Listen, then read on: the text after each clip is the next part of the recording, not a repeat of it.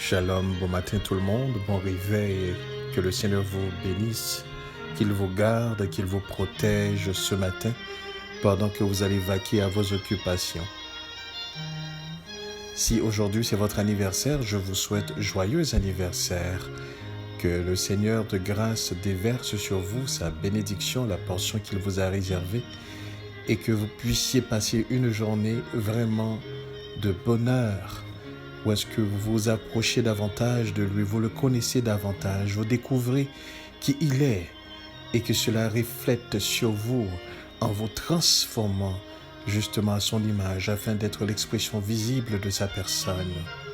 Si vous êtes seul, sachez que vous n'êtes pas vraiment seul, puisque le Seigneur dans sa parole nous a fait cette promesse qu'il sera avec nous tous les jours, jusqu'à la fin du monde. Disait-il, je serai avec vous tous les jours jusqu'à la fin du monde. Donc vous n'êtes pas vraiment seul. Il est là avec vous, malgré peut-être l'absence physique de famille, d'amis, de personnes autour de vous. Mais vous n'êtes pas vraiment seul. Il est là avec vous. La question que je vous poserai définitivement est celle-ci. En êtes-vous conscient de cette présence? Voilà ce qui fait toute la différence. Ce matin, j'aimerais plonger avec vous dans le livre de Michée, le prophète Michée,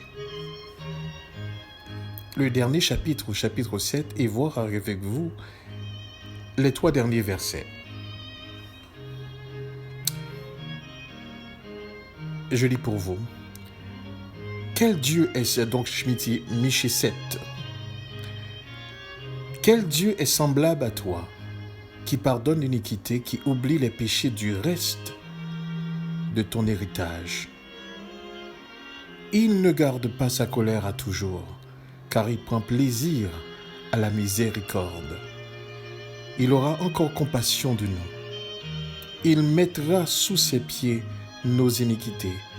Tu jetteras au fond de la mer tous leurs péchés. Tu témoigneras de la fidélité à Jacob, de la bonté à Abraham, comme tu l'as juré à nos pères, au jour d'autrefois.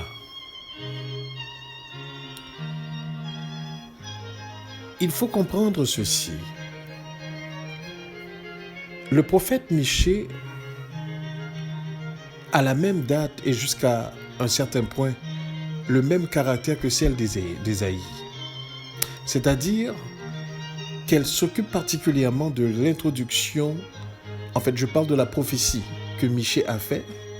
Cette prophétie, effectivement, s'occupe particulièrement de l'introduction du Messie dans la scène où les voix de Dieu se sont déployées envers Israël.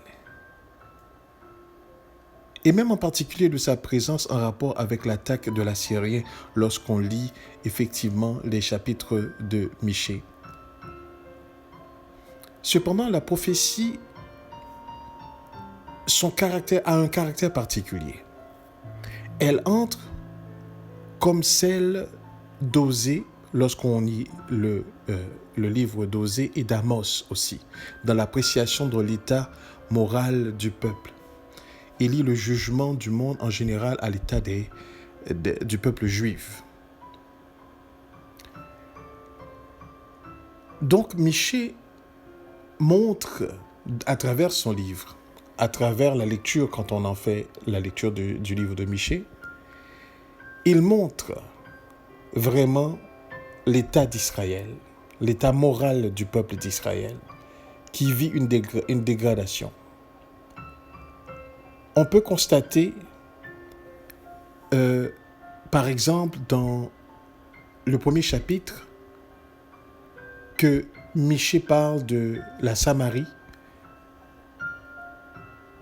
qui est la capitale d'Israël à ce moment-là, donc Israël qui est divisé en deux, et Jérusalem qui est la capitale de Juda. Et que Samarie et Juda étaient jugés par les Assyriens dans le chapitre 1. Au chapitre 2, vous pouvez constater, lorsque vous en faites la lecture, l'état moral justement d'Israël, mais aussi son relèvement futur. Au chapitre 3, vous allez voir la ruine actuelle d'Israël et son rétablissement futur. Donc, Michée est un livre qui est entièrement consacré à Israël. Michée lui-même, son nom signifie « Quel Dieu est semblable à toi ?» Et aux 2 derniers versets au chapitre 7, il dit « Il aura compassion, il aura encore compassion de nous, donc du peuple d'Israël. Il mettra sous ses pieds nos iniquités. Il jettera au fond de la mer tous leurs péchés. »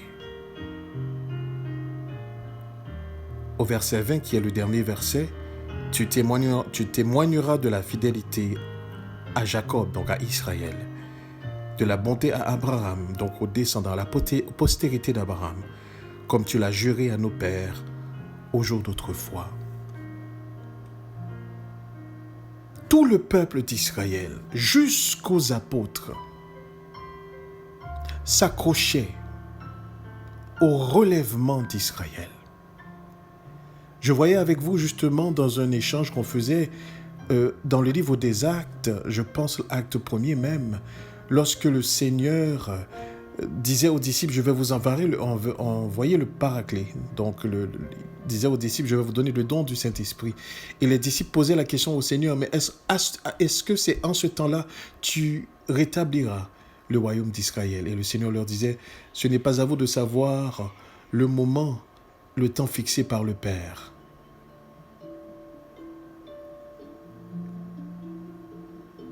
Donc, voyez-vous, dans nos routines et dans nos religions, nous avons tendance à oublier le peuple d'Israël. Et que les promesses sont adressées au peuple d'Israël.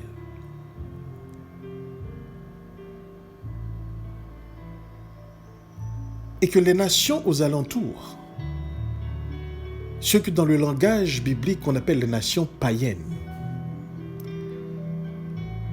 aujourd'hui, dans le monde de la religiosité, quand on dit païen, on veut dire quelqu'un qui est non chrétien. C'est le langage religieux. Mais j'aimerais vous rappeler que païen voudrait dire plutôt quelqu'un qui n'est pas de la maison d'Israël.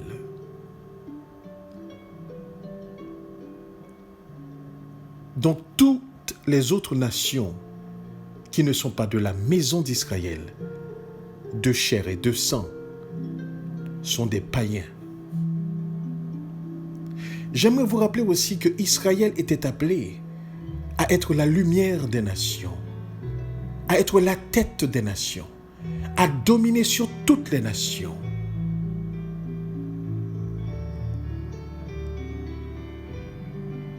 Si Israël souffre encore, si Israël est encore dans l'ignorance, c'est que il y a 2000 ans, leur délivrance était venue. Leur salut avait frappé. Mais comme disait le Seigneur Yeshua lui-même, Jérusalem, Jérusalem, combien de fois ai-je voulu vous rassembler comme une poule rassemble ses poussins? Mais tu n'as pas voulu. Et il disait au peuple, vous n'allez plus entendre parler de moi jusqu'à ce que vous sachiez dire Hosanna, Hosanna. Béni soit celui qui vient au nom du Seigneur. Et en disant cela, c'était une prophétie effectivement qu'il prononçait sur le peuple d'Israël. Comme Michée, il parlait du relèvement futur de ce peuple.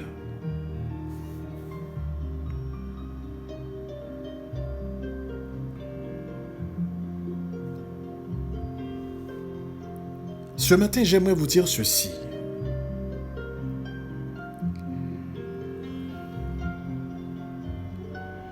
le Dieu dont il s'agit à travers la parole,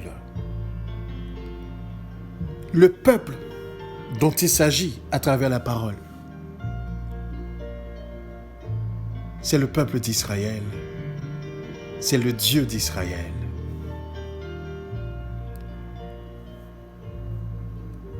Cela met beaucoup de personnes en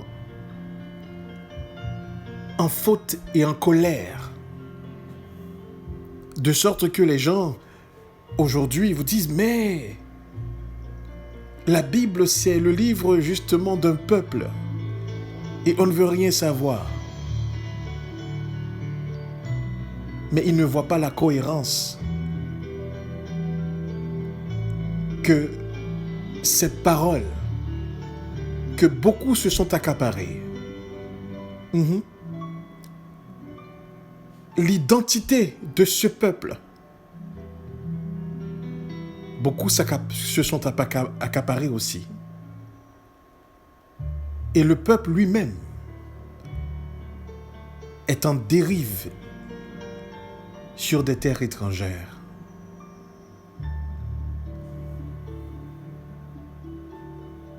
Mais aujourd'hui, j'aimerais vous dire ceci, que Dieu témoignera de la fidélité à Israël. Il témoignera de la bonté à Abraham, comme il l'a juré à leur père au jour d'autrefois.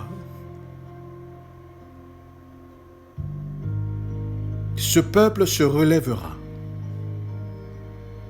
Ce peuple reflètera la gloire de Dieu. Et manifestera effectivement la supercherie du monde.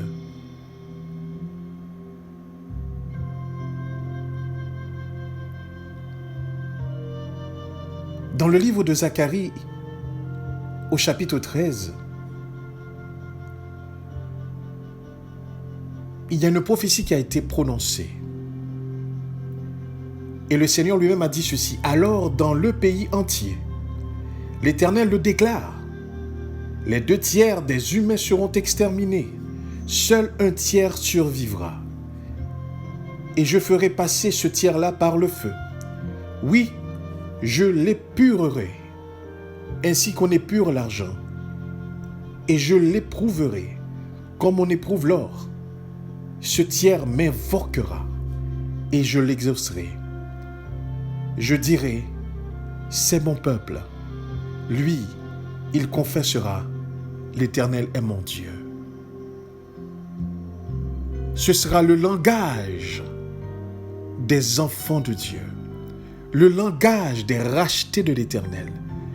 Ce reste sera la réserve de l'Éternel.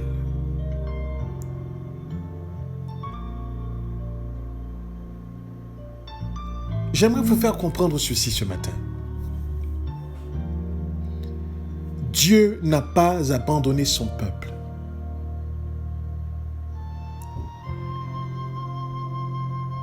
Dieu n'a pas oublié son peuple. Mais il a châtié ce peuple. Comme le Seigneur lui-même l'avait dit.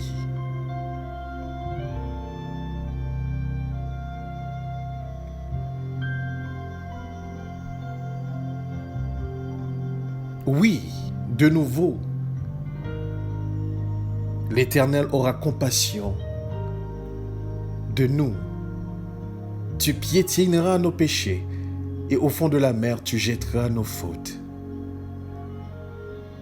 Oui, tu témoigneras de la fidélité au peuple de Jacob.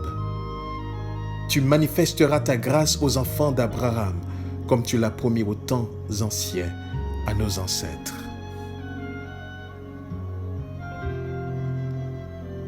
Vous ne pouvez pas vous fier à l'histoire du monde pour véritablement comprendre l'histoire de ce peuple. Il fut un temps je ne comprenais pas la parole de Dieu. Lorsque je faisais la lecture biblique, pour moi, c'était un peuple ancien, lointain. C'était une histoire vraiment de très très très loin. Jusqu'à ce que le Seigneur me permette de comprendre de quel peuple qu'il s'agit.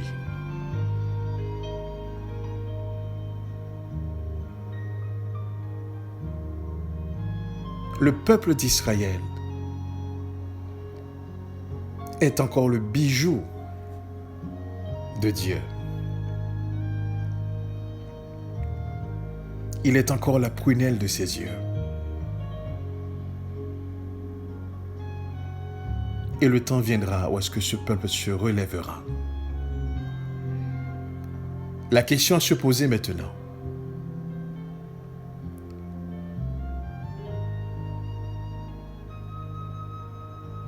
Ferons-nous partie justement des 2 tiers qui seront exterminés?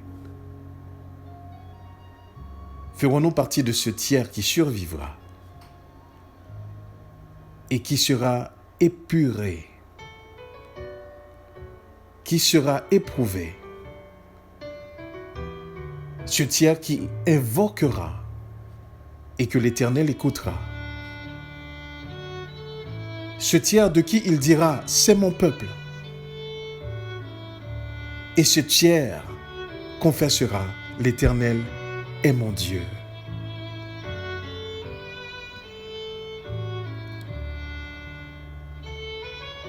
Jusqu'à aujourd'hui,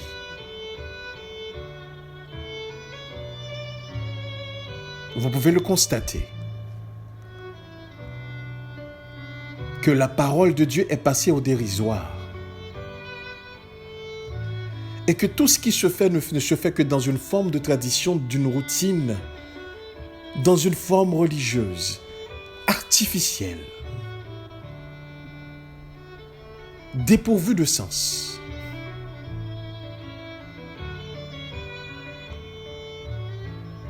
Et les gens ne comprennent pas qu'ils sont plongés dans des préceptes humains. Excepté, les effets sont là. Excepté, le résultat est là. Dans l'ensemble, il est dit, lorsque nous marchons avec l'Esprit de Dieu, lorsque nous témoignons de la part de Dieu, il ajoute son témoignage à notre témoignage. Et là où le témoignage se fait par la puissance et l'Esprit de Dieu, il y a des transformations qui se font. Il y a des changements qui se font. Les gens ne sont pas pareils. Les gens viennent au Seigneur. Les gens demandent de changer. Les gens s'attachent au Seigneur. Parce que tout se fait par l'Esprit de Dieu. Mais vous pouvez le constater vous-même. À travers le temps. Nos villes, nos quartiers, nos pays sont bondés d'assemblées. Mais combien de transformés? Combien vraiment qui marchent avec Dieu?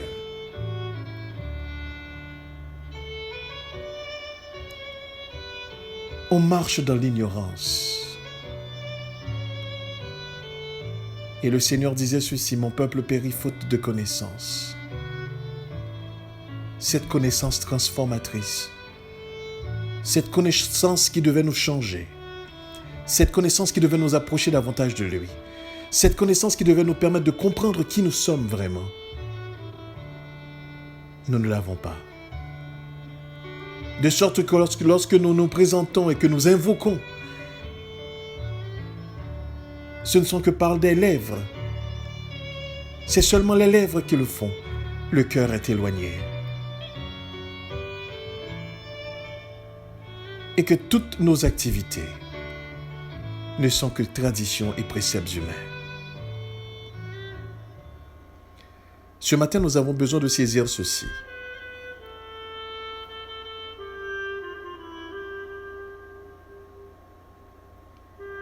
que la parole de Dieu est réelle et son peuple est réel. Son jugement est réel. Ses promesses sont réelles. Et il relèvera la tête de son peuple.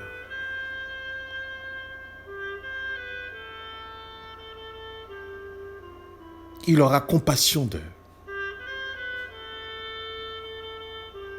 Comme il est dit, il ne garde pas sa colère à toujours, car il prend plaisir à la miséricorde. Michée 7, le verset 18.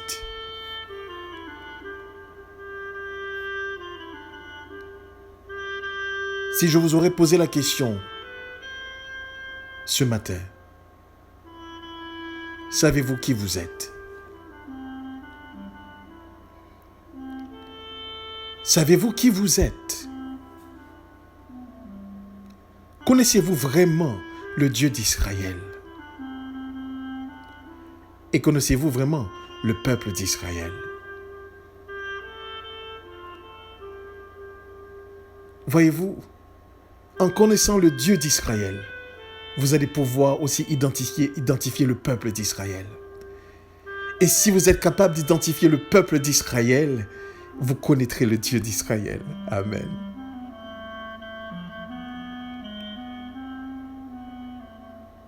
Car les promesses faites à Abraham sont encore rattachées à sa postérité. Et Yeshua l'a démontré.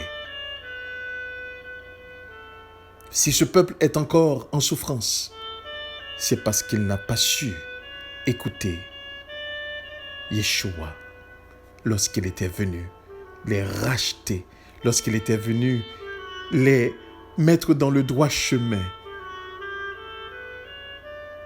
Ils n'ont pas compris.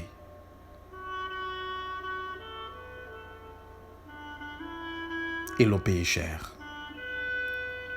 jusqu'à aujourd'hui.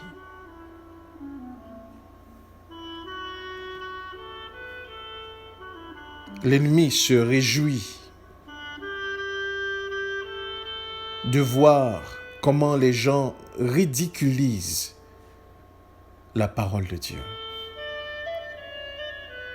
Il y en a même qui se sont tournés vers d'autres croyances.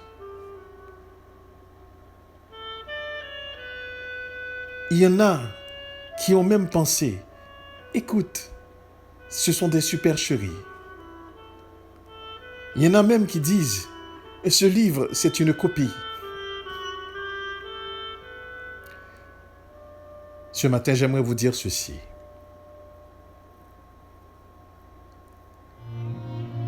Lorsque Dieu se manifestera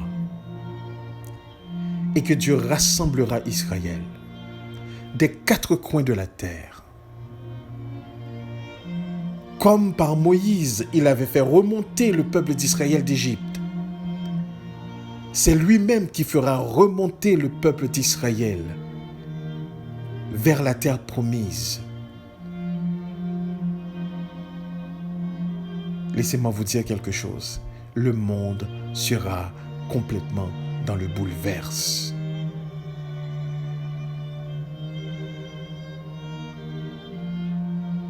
Lorsqu'on étudie et qu'on essaie de comprendre les Saintes Écritures et qu'on essaye de voir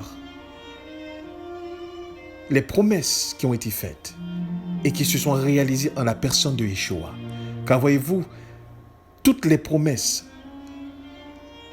se tiennent dans une seule personne, Yeshua HaMashiach.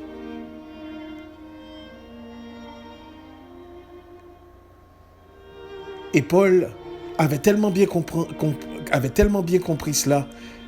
Paul avait dit, écoutez, si les païens, donc les non-juifs, ont pu goûter au salut, ont pu avoir le salut, ont pu participer dans le salut, c'est à cause de la désobéissance du peuple d'Israël.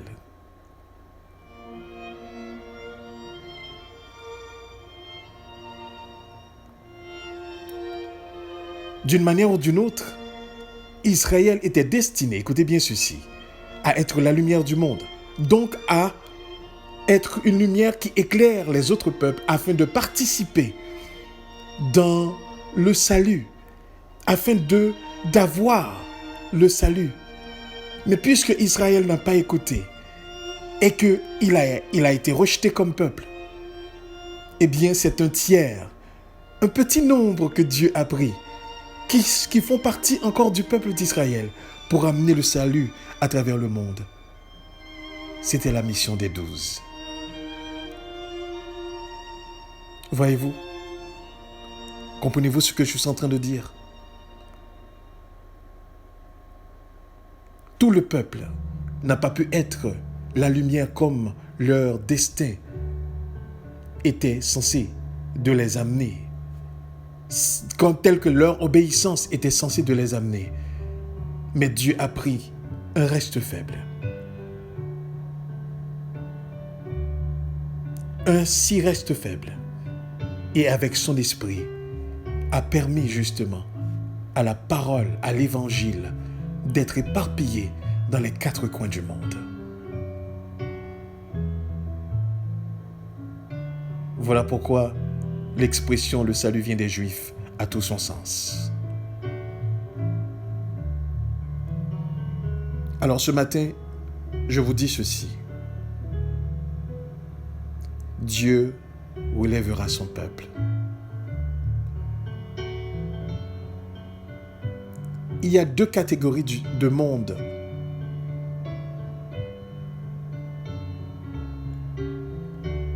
Il y a 2 catégories de monde.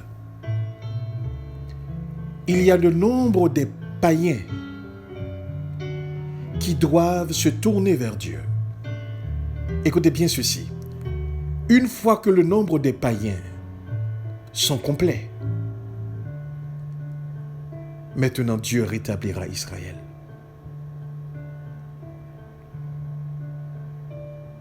Malheureusement,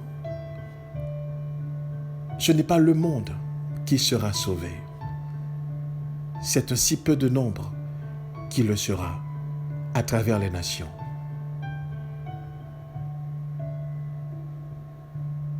Et par la suite, Dieu établira le peuple d'Israël.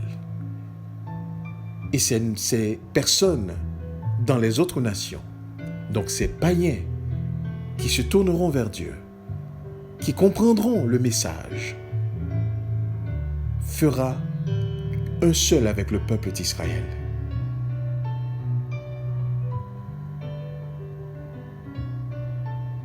Voici ces choses-là qui ne vous sont pas dites.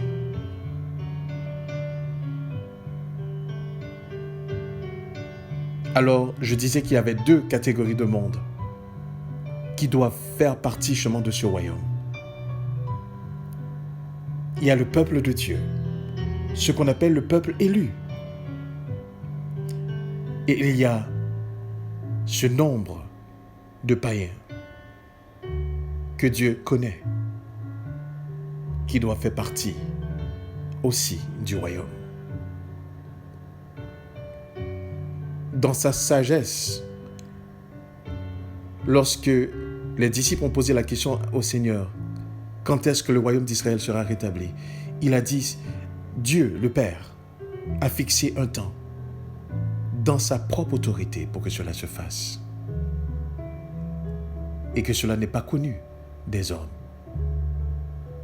Et cela ne sera pas révélé non plus aux hommes.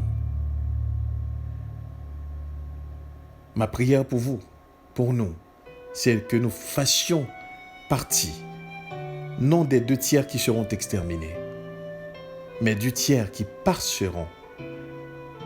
Ces personnes-là qui passeront par le feu, qui sera épuré, qui sera éprouvé comme l'or. Ce tiers qui invoquera et qui sera exaucé. Ce tiers de qui l'Éternel dira, c'est mon peuple. Et qui confessera, l'Éternel est mon Dieu. Que le Seigneur nous bénisse, qu'il nous aide à comprendre cette parole ce matin. et nous restons conscients de sa présence. Amen.